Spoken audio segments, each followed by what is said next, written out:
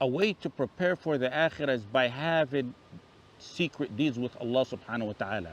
Secret deeds with Allah subhanahu wa ta'ala elevate one's status in the akhirah. They wipe away the sins. They help one overcome hardships in this dunya. The Messenger sallallahu alayhi wa sallam said, Inna Allah yuhibbul abda taqiyya al-ghaniyya al-khafi. Allah subhanahu wa ta'ala loves those who are al-khafi. Al-khafi, among those that He loves, is al-khafi. Allah subhanahu wa ta'ala loves those who don't seek attention for their ibadat. He loves people who prefer their good deeds to go unnoticed in this dunya. Having some ibadat that you do in secrecy is a sign of sincerity, and it's a reflection of deep iman. The hypocrites and liars and pretenders can't have secret ibadat because it's something they can't do, because their ibadat are an act for show off. A true believer cherishes his private moments with Allah subhanahu wa ta'ala by engaging in secret acts of ibadah that please Allah subhanahu wa ta'ala, just like wrongdoers enjoy their time alone to indulge in sinful behavior, wal iyadhu billah. Secret acts of ibadah could be charities, it could be salah during the day in your house, or qiyam at night while everyone's sleeping. Some of the salaf didn't even let their spouses know about their portion of qiyam al-layl. It could be a haram glance that you turned away from. No one knows about you lowering your gaze but Allah subhanahu wa ta'ala. If you're walking with a group, they may not even notice if you lower your gaze or if you look at haram. The only one who will know if you looked at the haram or looked away from it is Allah subhanahu wa ta'ala. So that's a hidden secret deed. You have a phone and you have social media. No one knows if you turned away from a haram glance while you're browsing social media in the darkness of your room except Allah subhanahu wa ta'ala. No one knows if you made an effort to steer clear of haram content on social media except Allah subhanahu wa ta'ala. Secret ibadat could be fasting, could be dhikr, could be dua, could be helping brothers and sisters or defending them. It could be helping orphans and prisoners or paying off debts. One of the most honorable acts of ibadah that can be kept discreet, especially in today's world, is virtual da'wah to Allah subhanahu wa ta'ala. Sharing pure tawheed, standing up for the righteous who passed away or those who are in prisons. No one but Allah subhanahu wa ta'ala knows if you used your username or your screen name, that screen name and username that no one knows about but Allah subhanahu wa ta'ala. No one knows if you used it to spread tawheed and defend the muwahhideen except Allah subhanahu wa ta'ala. Giving da'wah quietly and unknown, away from the distractions of fame and attention, is among the best forms of secret ibadah. We encountered numerous brothers who dedicated significant efforts to da'wah, spreading knowledge about Allah subhanahu wa ta'ala. And sisters often surpass the brothers in this regard. Rarely anyone knows who they are, but Allah subhanahu wa ta'ala definitely knows them. Be one of the unsung heroes who are recognized in the heavens with their deeds, but their deeds remain unknown to people on this vanishing earth.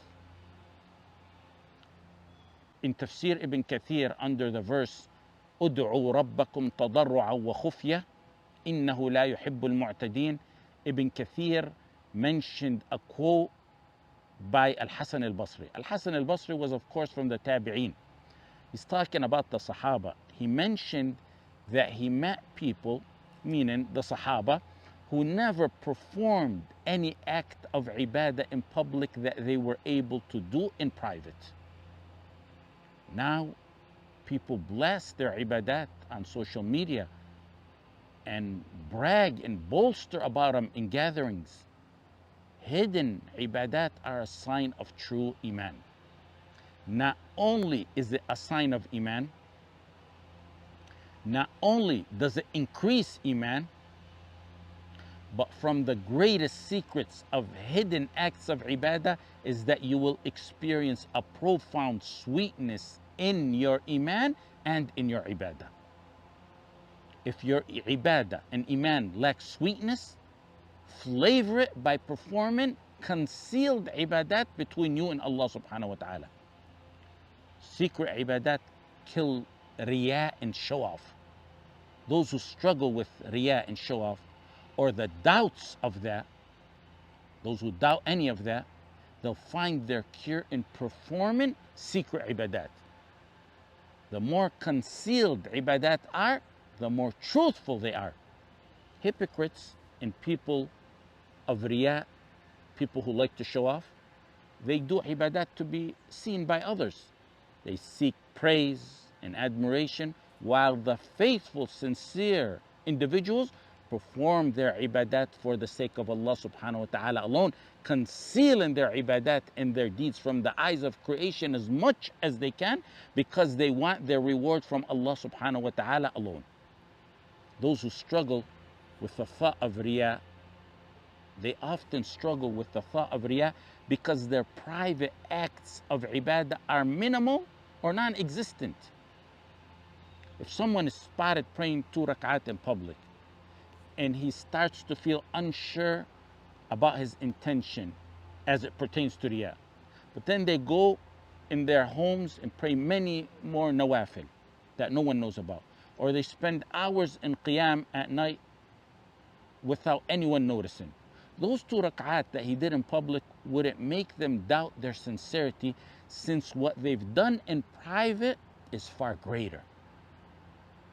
If someone is seen giving $2 in public in charity, but in secrecy he's given thousands more that no one knows about, he will not have riya or thoughts or whispers about it, because in secrecy he's given much more than what he's given in public. Whatever ibadah you're seen doing in public, purify that ibadah by doing that ibadah or other ibadat in private many more times than you do openly in public. Remember that just like there can be show off, which is riya in public ibadat, you can have show off in public ibadat, one must be careful not to fall into ujub in private ibadat, which is vanity or self-conceit or self-admiration, and that's a long topic. It's not our topic today, it's another topic. Another reason for secret ibadat is that secret ibadat are a foundation of steadfastness on the truth. Secret ibadat act like a strong shield for the heart against the potential for a relapse in one's faith. The more deeds that you have that are hidden, the stronger your iman becomes. The more Allah subhanahu wa ta'ala places light in your heart to see through the dark fitan when they occur. Secret ibadat will, by the will of Allah subhanahu wa ta'ala, protect you from inconsistencies and dalal that others experience during times of fitan.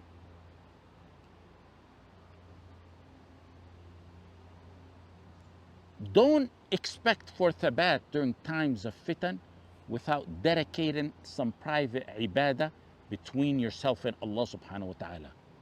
You'll also see the effect of such private ibadat during your personal trials as well. One will not have sabr during periods of personal ibtila'at, like losses of loved ones or losses of wealth or loss of freedom. You won't have sabr without a substantial record of private acts of ibadah between yourself and Allah subhanahu wa ta'ala. Build the largest collection of secret ibadat that you can, that only you and Allah subhanahu wa ta'ala know about. You will be firm in times of ibtila'at, whether it's personal matters or matters pertaining to the deen. With secret ibadat and dua for guidance, you will perceive the virtuous muwahhideen, mujahideen as just. And you'll recognize the truth during fitan with the utmost clarity. while others with no private bond with Allah subhanahu wa ta'ala will be struggling with confusion, and they may oppose the most righteous people of their time. Take this as a rule. The more hidden your ibadat are, the stronger your iman becomes, the more steadfastness and insight you will have during personal or deen-related trials and fitan. Concealed ibadat resemble a stake that you hit into the ground. It's like a stake that's embedded in the ground. The further you drive the stake down, the more secure it remains above the surface. And likewise, the deeper your deeds are buried, the stronger your iman stands during trials. The strength of that stake comes in how much you conceal of it underground. The strength of your iman in thabat comes in how much you conceal of your sincere ibadat. Many of those who strayed away from the right path, they didn't actually change. They were always lost and misguided. It's just that their true hidden nature came to light. You think they changed, but all that happened was that the hidden side of them that lacked true ibadah, that became visible. It overshadowed their fake, seemingly righteous front. That's like one of these beautiful trees that you see. Any one of these. It may appear lovely on the outside, but if you inspect it closely, you might find that it's decayed within. A breeze could cause it to topple. An individual may seem outwardly virtuous. However, without sincere private ibadat, they're likely to collapse like the decayed tree at their first trial or first difficulty or their first challenge in life. And there's also a significant amount of special ajr for concealed ibadat. Allah subhanahu wa ta'ala commanded the concealed ibadat. إن تبدوا الصدقات فنعمه وإن تخفوها وتؤتوها الفقراء فهو خير لكم. If you conceal your sadaqah, it's better for you. If you conceal your sadaqah, it's better for you. That's similar to the meaning in the hadith about the seven that Allah subhanahu wa ta'ala will shade them يوم القيامة. ورجل تصدق بصدقة فأخفاها حتى لا تعلم شماله ما تنفق يمينه. A man who gives in charity in secrecy, in so much secrecy that his left hand doesn't know what his right hand has given. In the same hadith, وَرَجُلٌ ذَكَرَ اللَّهَ خَالِيًا فَفَاضَتْ عَيْنَاهُ. Allah subhanahu wa ta'ala commanded a person who remembers Allah subhanahu wa ta'ala in solitude and then his eyes tear up. How does he remember Allah subhanahu wa ta'ala? وَذَكَرَ اللَّهَ خَالِيًا, alone. Our topic today, shedding a simple tear or having a watery eye when remembering Allah subhanahu wa ta'ala alone is better than weeping profusely in public. Qiyam al-Layl was praised for being late at night when no one knows about it. إِنَّ نَاشِئَةَ اللَّيْلِ هِيَ أَشَدُّ وَطْئًا وَأَقْوَمُ قِيلًا. And Allah subhanahu wa ta'ala said, وَمِنَ اللَّيْلِ فَتَهَجَّدْ بِهِ نَافِلَةً لَكَ. Fasting is among the best deeds because it's a deed only Allah subhanahu wa ta'ala knows about. Hidden deeds also refine and purify the heart from impurities and darkness. When matters get tough, you use those deeds in wasila, like the story of the three men in the famous hadith who were blocked by a rock and they saw a pure deed that will help them escape from the cave. And I mentioned it and talked about it in detail last Ramadan. Ibn al-Qayyim also mentioned that concealed deeds, the hidden deeds, grant one acceptance and a positive praise in this dunya. Even though that should not be intended, one of the effects of hidden deeds is that Allah subhanahu wa ta'ala blesses that person with acceptance and positive praise in this dunya. Muhammad ibn Wasi' said, whoever rectifies his inner self, like with private ibadat, Allah subhanahu wa ta'ala will rectify his outward appearance. Ibn al-Qayyim said in meaning and in summary that a person who hides a deed between himself and Allah subhanahu wa ta'ala, Allah subhanahu wa ta'ala will make that deed appear on him to others.